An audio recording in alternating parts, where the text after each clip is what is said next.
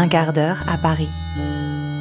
Rencontre avec celles et ceux qui habitent, travaillent, déambulent et font l'atmosphère de leur quartier. Épisode 4. Île de la Cité.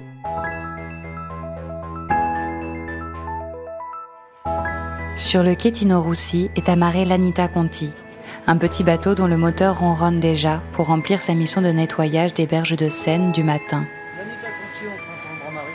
Sous le pont Neuf, au niveau du square Galant, sur l'île de la Cité, les 5 éboueurs navigateurs doivent dégager une dizaine de bacs à ordures avant l'arrivée des premiers flâneurs. Là, il manque les bateaux-bus, les taxibus, donc pour l'instant, la circulation, elle est quand même fluide. Là, si on rajoutait les bateaux-bus et puis les taxis, déjà, ça serait un peu plus sportif la conduite. Donc là, on est obligé d'avoir aussi une certaine vitesse par rapport aux péniches. Parce qu'en fait, si on passe vite, il va y avoir des remous et puis il y aura des plaintes de fête, quoi. Vous continuez à cette cadence? Ouais, il va passer sur la tribord. D'accord, je passe sur votre tribord. Bonne journée. On voit tous ces gens, toute cette vie de Paris. Paris s'éveille.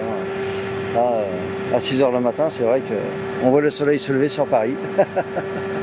Puis on voit les collègues qui travaillent aussi. C'est la benne qui vient ramasser les bacs là-bas, là, de poubelles qui sont à l'abreuvoir un chien. Là. On va s'amarrer là-bas, nous. Mais tu te mets perpendiculaire, pas parallèle. Hein? Ouais. Là, on arrive à la pointe du Ver Galant. Le pilote, il va faire demi-tour. Et puis là, on va aller chercher les bacs qu'il y a de l'autre côté. Là. Tu t'approches gentiment. Tu peux baisser un peu la vitesse. Reste barré comme tel, il va se redresser.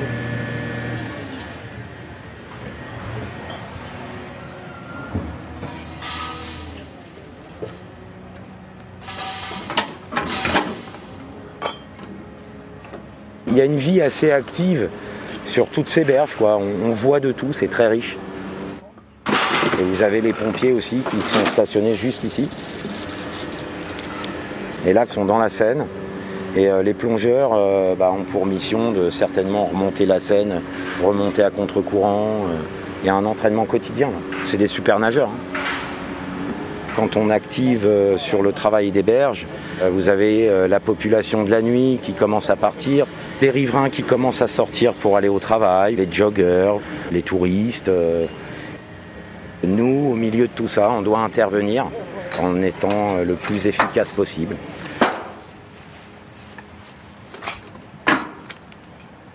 Il y a une pompe de lavage qui est située devant, donc avec un enrouleur, donc avec une très grande longueur de tuyau qui va nous permettre d'aller laver loin sur les berges. Et puis pour terminer, on passera un surodorant qui va masquer les mauvaises odeurs.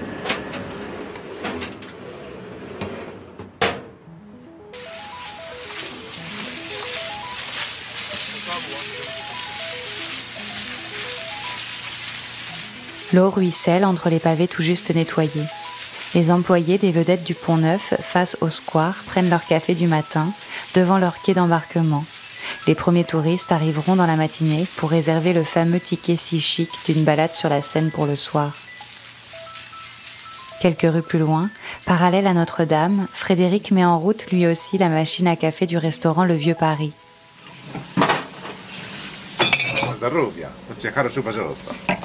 Je parle arabe, je parle berbère, je parle français, anglais, espagnol, italien, un peu allemand, ma femme est allemande, un peu japonais, mon père il a travaillé au Japon.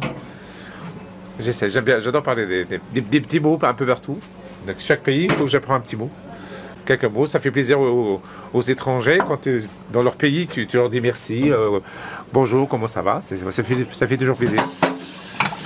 Mais j'adore ça, j'adore parler des langues étrangères.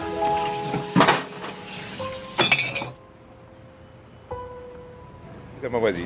Prends notre café, on papa, on raconte l'histoire du quartier. Moi j'habite la rue d'Arcole. Ça fait 20 ans qu'elle habite là. Plus de 20 ans maintenant. Non, ça fait 19 ans. Je viens très souvent chez Frédéric ou sinon un peu dans les bars du quartier, mais j'aime bien chez Frédéric parce qu'il est toujours de bonne humeur. Ça commence bien la journée. L'intérieur, c'est une boîte de Pandore. Il y a plein de petites choses incroyables. Des chandeliers, de la vaisselle en porcelaine, des tentures sur les murs. Voilà, et à l'extérieur, c'est une terrasse agréable avec plein de fleurs partout. La belle glycine, là, qui pousse, qui est là depuis des années. Et Frédéric, surtout, qui chante, que j'entends de mes fenêtres. Parce qu'il a la voix qui porte.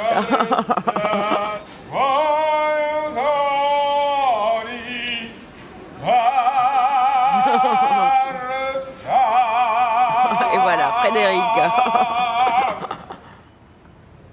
Quand on rentre chez soi, c'est toujours, on a la Seine, on a Notre-Dame. Bon, maintenant, Notre-Dame, c'est vrai que c'est plus pareil, mais bon, c'est toujours beau quand on sort, quand on rentre de chez soi. On peut aller partout à pied d'ici. Salut! Tu veux un café?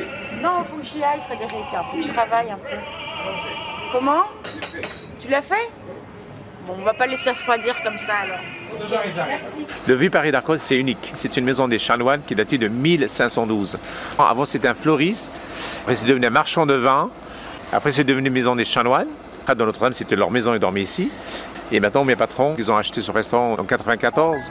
Donc, ça fait 25 ans. Nos amis, la police qui vient prendre leur petit café, les gens de l'Hôtel-Dieu. Je m'attends que les touristes reviennent.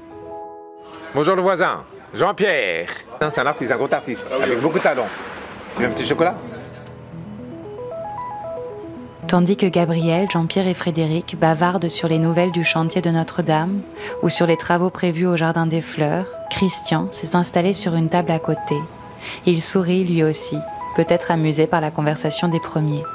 Il revient juste d'un rendez-vous médical à l'Hôtel-Dieu, situé juste à côté sur l'île. Je me suis baladé autour du quartier pour prendre un café et juste réfléchir au nouveau départ. J'ai une bonne nouvelle, donc je ne dois plus utiliser mes béquilles. Je retrouve ma vie à nouveau et je peux marcher, je peux avoir confiance en moi, retravailler. Et donc c'est grâce à cet hôtel et même à l'équipe. Ce sont des soignants qui sont vraiment très à l'écoute. Je les remercie beaucoup aussi à eux. C'est un lieu, je pense que comme on accepte que si on vient se soigner, c'est comme si on avait un accès un peu privilégié pour regarder cet espace. C'est un espace qui soigne même en soi-même.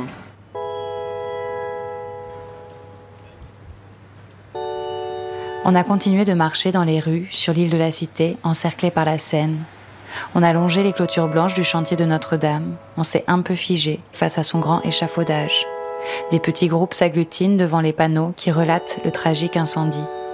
On a remonté vers le palais de justice, passé devant les terrasses où on attrape un bout de conversation qui parle du procès du matin.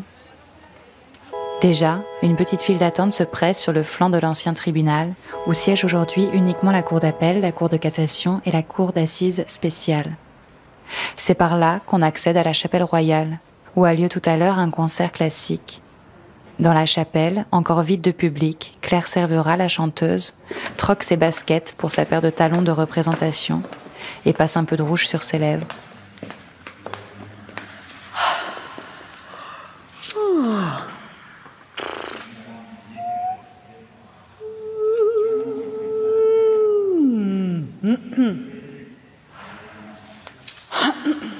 Rosa, c'était l'apocalypse face à nous, ça va. Ça met un peu la pression, mais ça va.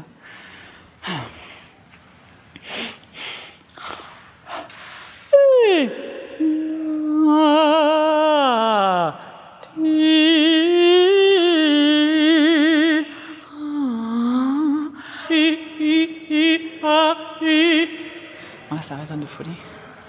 J'ai pas besoin de me chauffer trop, c'est juste pour ressentir un peu l'acoustique. Après, quand le public rentre, tout de suite, ça change. Mais au moins, j'ai une idée un peu de où ça va et où est-ce que je peux, où est-ce que je peux descendre. Et après, de toute façon, ils vont faire rentrer le public, donc à partir de là, nous, on peut plus trop bougeoter comme ça. Et après, les musiciens, en général, arrivent 2 secondes avant, et go. Ça arrivait comme ça, en général, les gens, quand ils rentrent, ils vont chuchoter. Même si on est en foule, et du coup, on aurait tendance à parler beaucoup plus fort. Et en fait, tout le monde se calme. Je sais pas si c'est le plafond, les vitraux, tout ce qui se passe, quoi. C'était que la chapelle royale, donc Il y a beaucoup d'histoires. Alors les vitraux, c'est, je crois, la moitié de l'Ancien Testament et le Nouveau Testament. Mais alors il y a tout un truc avec l'Ouest, l'Est, le Nord, et je sais pas du tout où et où. Je sais pas. Il y a des saints, il y a 2-3 anges, archanges, je crois. Je sais juste la rosace de l'Apocalypse, ça paraît terrifiant, mais franchement d'ici elle est très très jolie. Ça n'a pas l'air d'être un truc à faire sans. Après, j'ai pas mes lunettes, je vois pas les détails. J'ai les couleurs.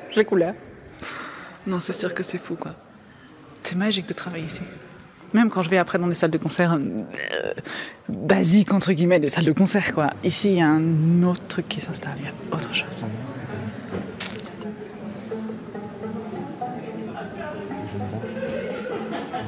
J'aime bien être devant. En plus, je suis pas très grande, donc les couleurs sont riches, nobles.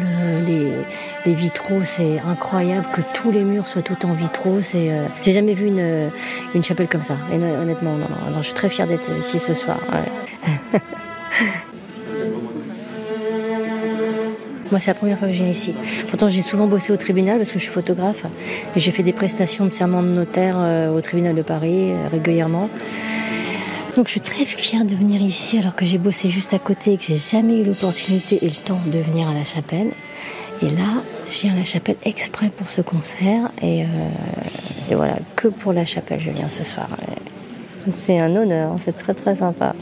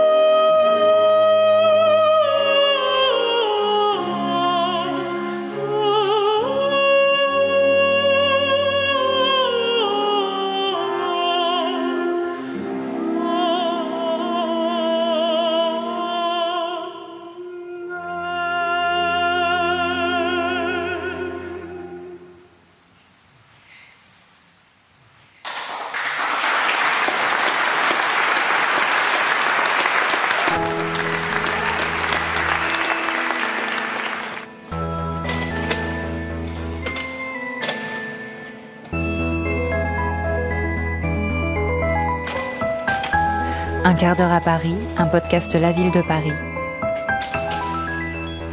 À suivre, quartier Porte-Boucher.